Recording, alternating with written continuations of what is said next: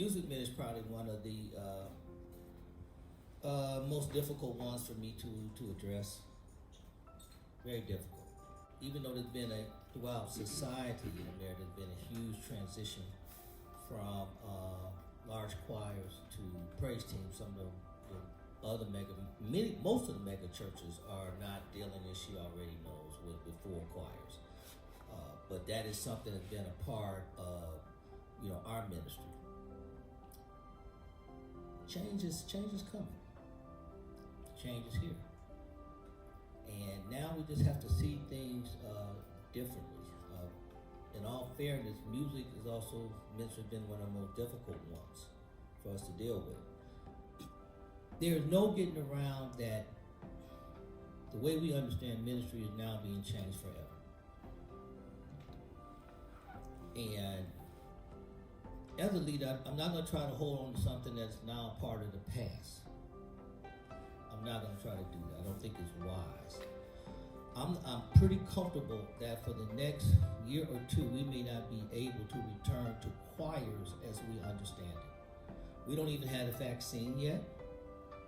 There are going to be a number of people that ain't going to take it. As Kamala said, if it comes from Trump, I ain't taking it. There are going to be others who rather wait and make sure things are safe. And then you still got the sense that we're going to be dealing with social distancing for a minimum of the next year. Minimum. Probably 2 or 3 years, depending on who you're reading. And so even the thought that of having 20 or 30 or 40 people up in a choir stand singing and all those droplets out in the air, I could be viewed as being irresponsible as a leader. And of course, endangering a lot of people. So my mind right now is thinking the next couple of years, if you read your book, it's clear that you can't really think much further out than that from a visionary perspective. So I am staying as a visionary, but right now my main focus is not how to get the choir back together. It is not how, I have to deal with that they miss it and that these are substitutes until we can get back together again. Because I'm not sure that's going to happen. I'm not sure.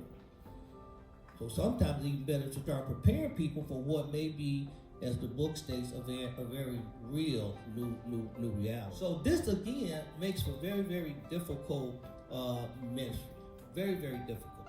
And it's going to be a lot of change as we go. We might as well be prepared for it. Because once it's clear for me that something is not working, I'm going to make the shift.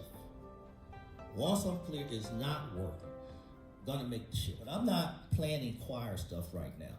I don't think that's where we are. So yes, Bonnie. Can I just clarify?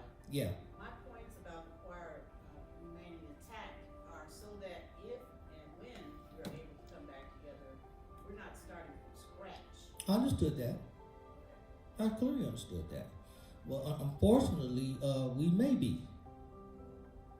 We may be, because I really don't agree with the thought that since we might get back together, then we need to just make sure we stay connected in case we get back together.